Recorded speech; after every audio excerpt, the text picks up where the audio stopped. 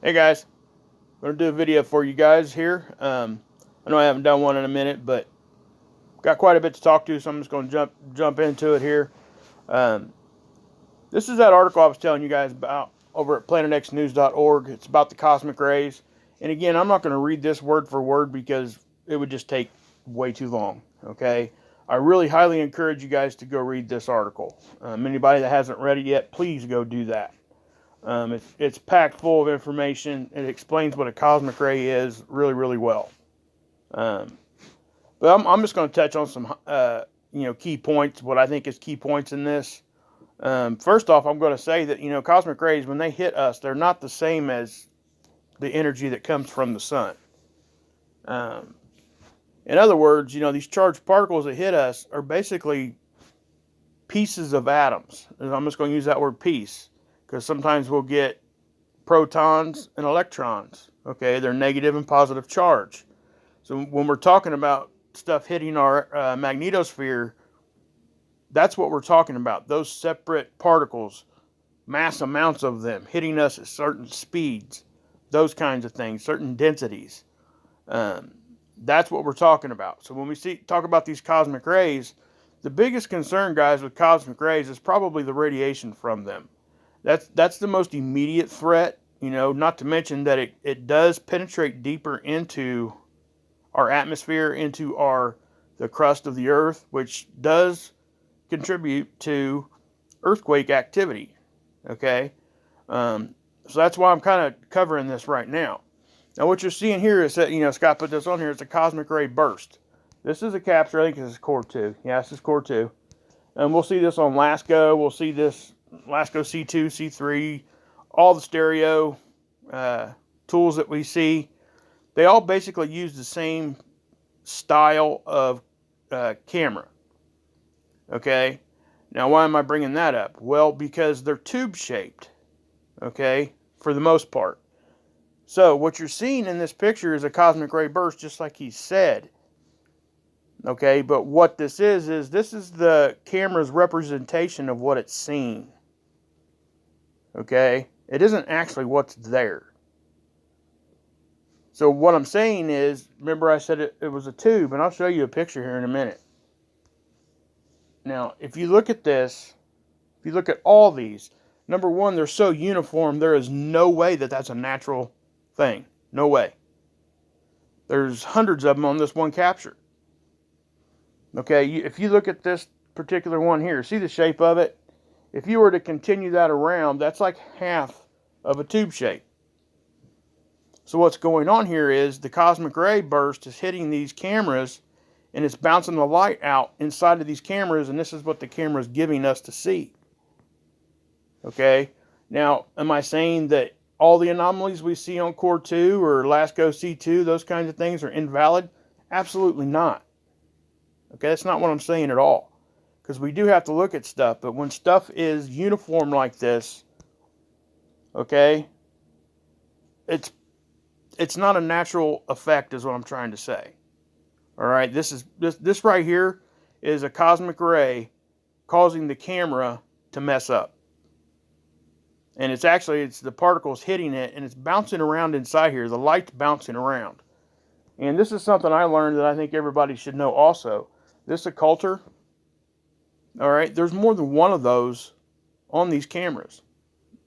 Okay, so when we see different effects on here, we got to keep in mind that what you're seeing there is an external occulter, but there's also internal occulters in these cameras. There's more than one. They have to block the light out somehow. There's baffles in these things that turn and let a certain amount of light in and out. However it works, the camera, the mechanics of it. I don't know specifically how those all work, but I can tell you those components are there. And when I show you this camera anomaly and show you the camera itself, you're going to be like, man, that looks exactly like that. Because the spacing's the same, the numbers of them are the same, it just completely describes what we're looking at. Okay, and this is a cosmic ray burst, just like Scott said it is. Okay, so that's what I'm trying to say. So when we get these high charged events, that hit these detectors, this is the camera's representation of what's actually happening. Okay, it's causing the camera to wig out, is basically what it's doing. So, with that being said, I'm going to move on with that. Now, that actually right there is actually a pretty good visual of what happens when cosmic rays do hit our atmosphere. See how far down they're getting? They're hitting the surface, okay? And this is radiation, guys. There's no other way to say it. That's why we talk about the cosmic ray stuff, because it can be very dangerous. Especially, and take this for granted, anybody that flies, you guys probably already know this if you fly frequently. But when you get into higher latitudes, like towards the North Pole or the South Pole, these rays get through more, okay? So if you're flying over 800 hours a year, they actually will give you a warning.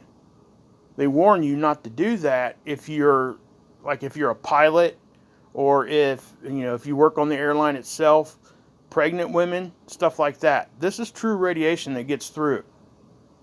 All right, is it the end all to beat all? No. But why are we getting these cosmic rays? They're becoming more and more prominent because we're in a solar minimum. That's one of the reasons. Okay, and we're just in the beginning phases of it. That's what I have to point out. The sun has a magnetic field that stretches out basically past, covers basically our whole solar system. Okay, I'm not going to go into detail where that starts and stops, but it protects us from these cosmic rays. The sun's magnetic field protects us from these cosmic rays.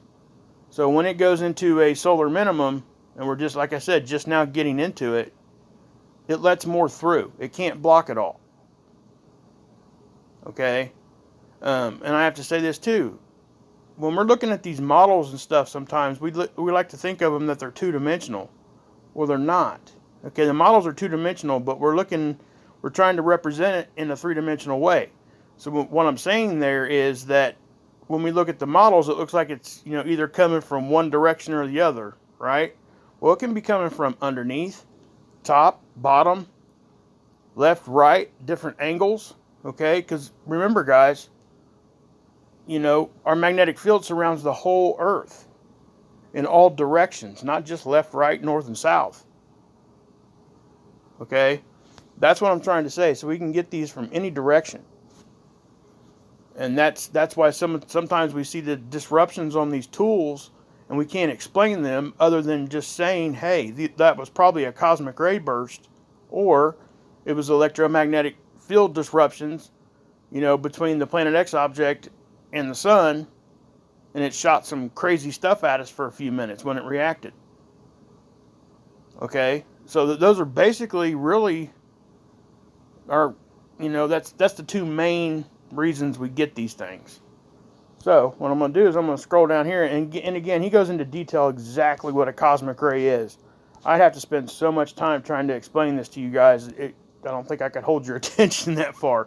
So please just go read this article. But what you're seeing here is a good representation.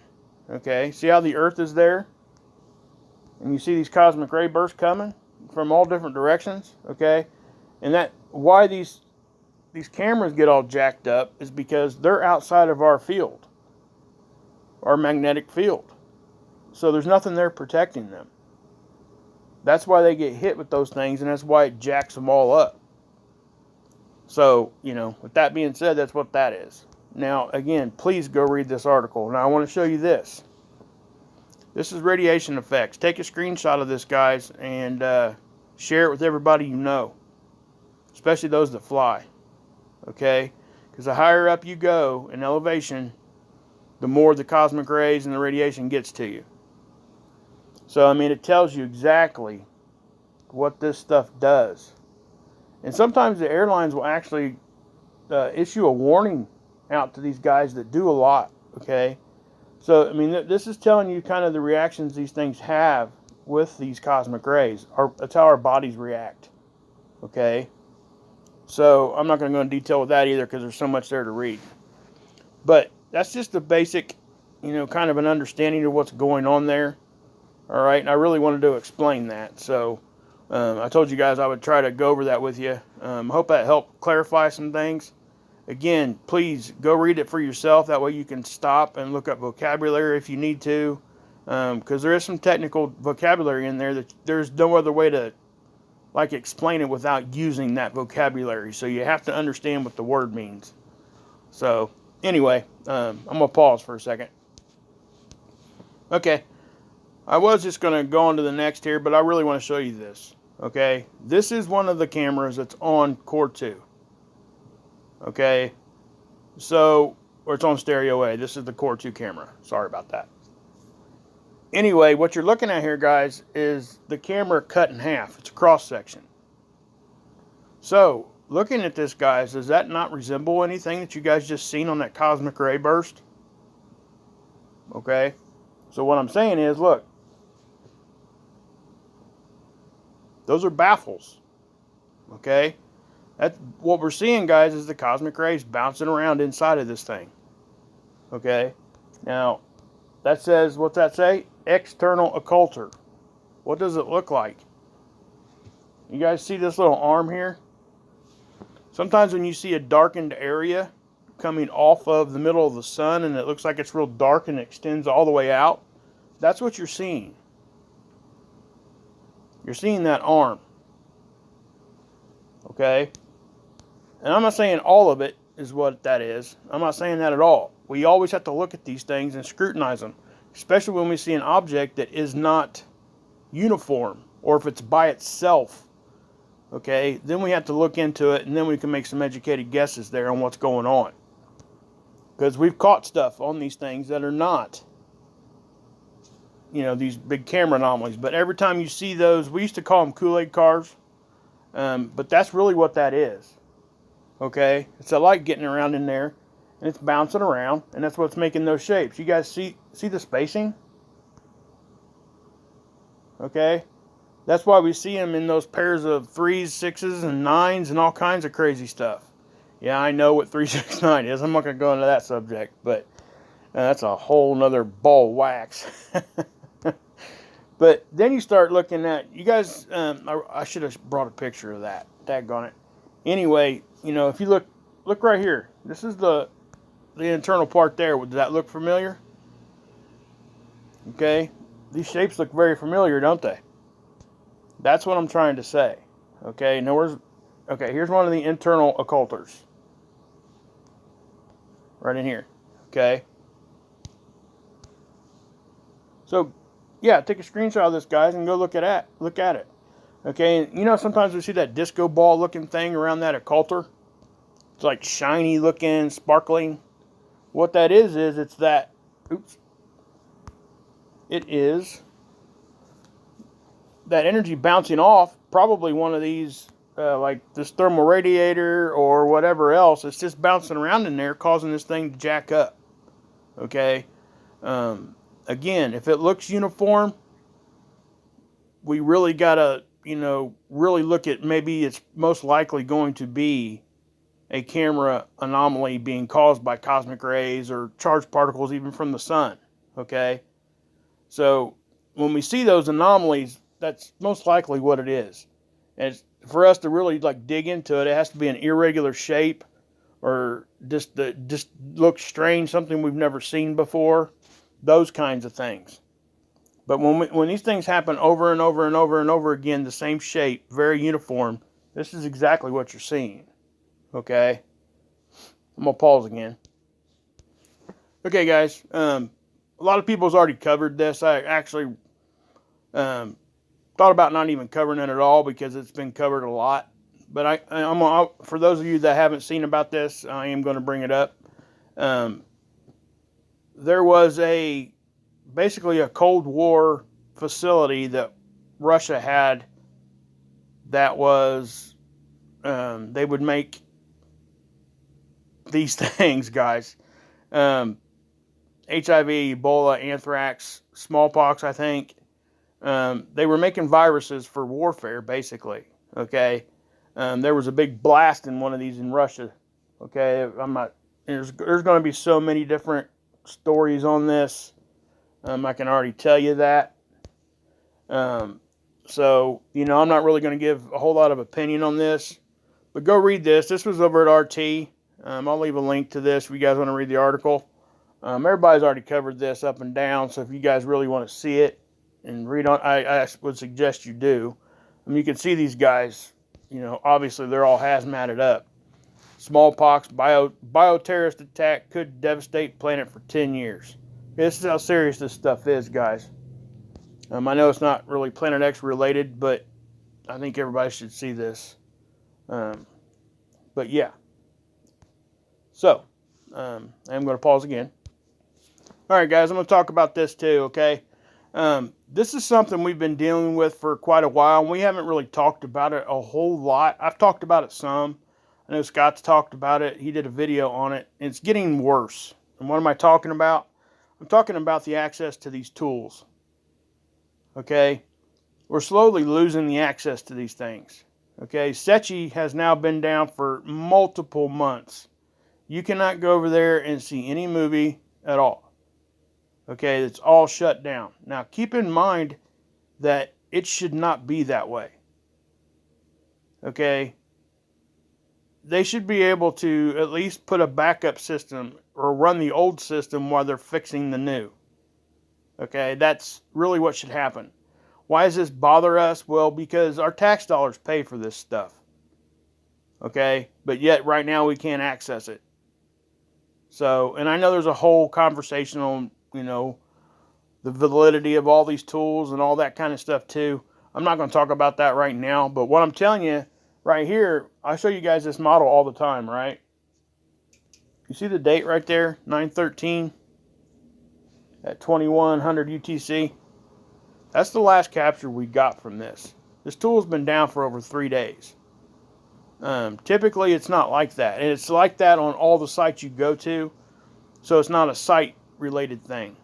It's a data-related thing, okay? Because what we see is they take the data, everybody uses the same data from the same place. They just put it into their own models, okay? Or they put the models, they use it on their site. Different colleges, universities do different things with them.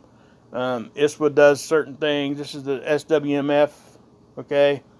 And again, it hasn't updated. Now, we have to question when that happens, especially when it's down like that. Technical things do happen sometimes, but when we're talking about losing tools over it for multiple months, that's when it starts ticking people off, because it shouldn't happen that way. These are supposed to be really, really the smartest of the smart, dealing with these things, and they can't do a simple server, database thing that's really not that high tech. Okay, it's just really not. So it makes you wonder, and it does make you question whether or not they're trying to, and I do believe this, that they're at some level at least, that they're trying to, basically slowly take these things away from us so we can't see things. I do think that that's what's going on. Whether that is going on or not, I don't know. But I did want to bring that up. Scott did a thing about, missing these tools, and we are where you guys need to go watch that video, because he sent emails and all those kinds of things too to CME, and he's still corresponding back and forth right now, trying to figure out what's going on, and when the stuff's going to be back up, all those questions. Okay, because we do have the ability to email these guys. Now, whether or not they respond or respond fastly or what have you, or how they respond is another story. Okay, but we do have access to send these guys emails and ask them questions. Everybody does. Anybody can do that. Okay, just go to the site, and it'll probably have like an About Us section or Contact Us section, and you can contact them. Most of the time, you'll get at least some sort of a response. All right, whether it's a response you want to see or hear, that's another question also. I don't know. But if you guys are looking at these tools and you have a question, or why something's down, or you have a question here, I'll tell you what, I'm going to pause for a second. Okay, I got you back over here at planetxnews.org again, okay? I'm going to take you over to the CME tracker, okay? I want to talk about this for a minute anyway. Okay, this is where I go to get to that. Sorry if I made you dizzy flipping down that fast. But yeah, here's all those links, guys. I say this a lot. Go over here and use these links. It's such an easy way to get to them. Well, there's one here that says CME tracker, right?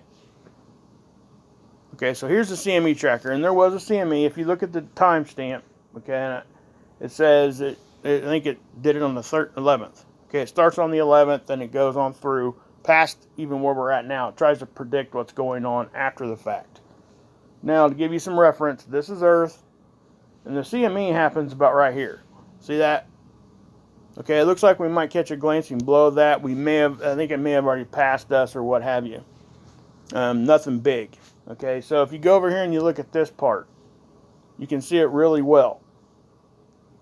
This is the Earth. This is where the anomaly or the CME happens. Okay, so watch it right there. See that? So it didn't hit us directly. We may have caught a little glancing blow or something from that. But that's really not the main reason I'm going to show you this right now. Okay, you guys remember about a week or two back when I seen that strange anomaly on here, right? Well, guess what? It's back. Probably never left. This is the first update we've had of this tool since then.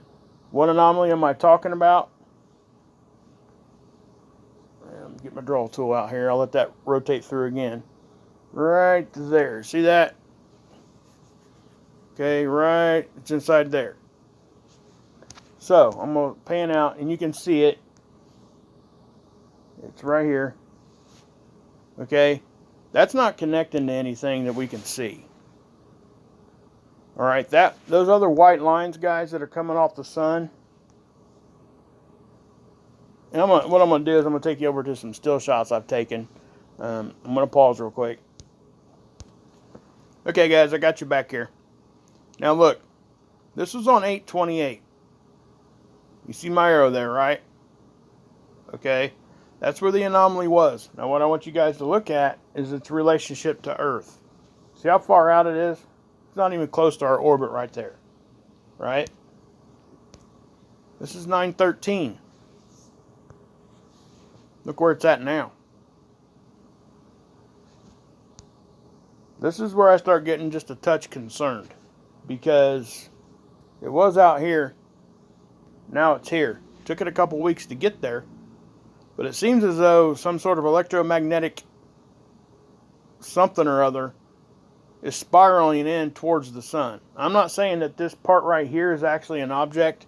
What I'm saying is there's something electromagnetically going on there, in my opinion, that's probably connecting out past where we can see. You see how this stretches out?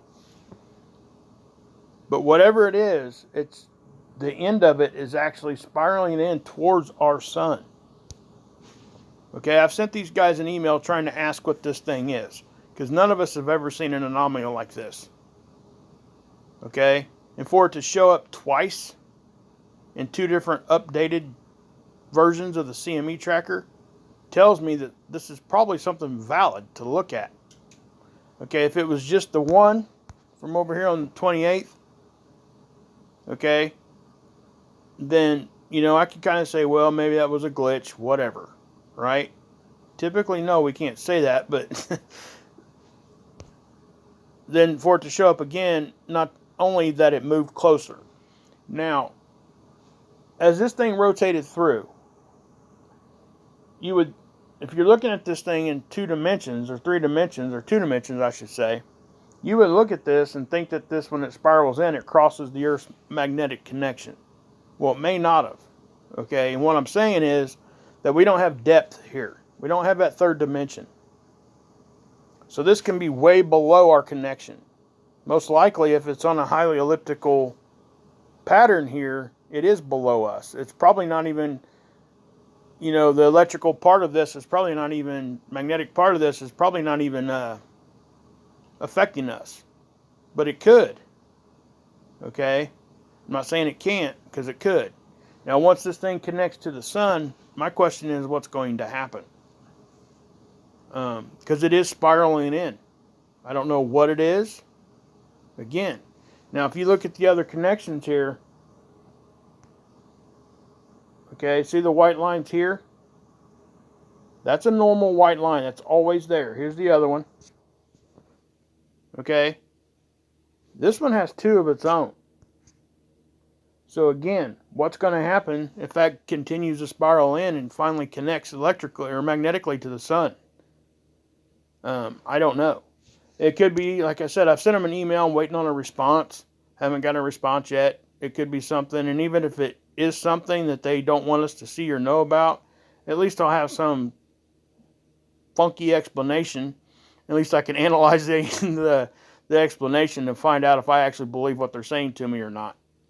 I do hope that they do respond, pretty quickly, because judging by this, probably about the way that it's moving, the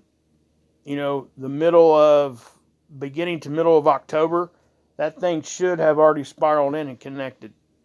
So I don't know if that's what's going to happen. Obviously, I don't have a crystal ball, but judging by the movement of it so far, going from 828 from there to there in roughly 2 weeks. So you can figure 2 weeks more. If it's moving the same distance, it would be really close to connecting magnetically to the sun. So I don't know what this is. I just wanted to show it to you guys. I'm not sure if anybody else is even actually talking about it. I think Scott might have done something on this a little bit with a Facebook video or something. I can't remember. But yeah. So I really wanted to show you guys that, give you an update on that. From there to there, a strange anomaly. It's still there after they updated it. That tells me that something is probably going on there. Whether it's something bad, I don't know. All I can tell you is it's there. But I am going to go ahead and end the video here, guys. Oh yeah, and the earthquakes, guys. Funky, funky earthquakes in funky, funky places. Okay, North Carolina, South Carolina, we're having small swarms in weird places right now. Again, go check out people that know more about that subject than me. Obviously, the guy that comes to mind the most would be Dutch Sense. Okay, I just have to say, it's just the truth. Scott's really good at it. Plus our weather. Scott's really good at reporting at the weather too. He does a lot of updates and stuff on that, and he knows what he's talking about there. So, anyway, guys, I am going to end it here. I hope you guys have a good rest of the week. I'll try to give you guys another video here in a few days, give you an update. I am going to put a model update here at the end of this video. I know this is kind of a long one. I just haven't given you guys a video in a few days, and I had some information I really wanted to share with you. So we're going to leave it at that, guys. God bless. Yeshua saves, and you can drink this Kool-Aid.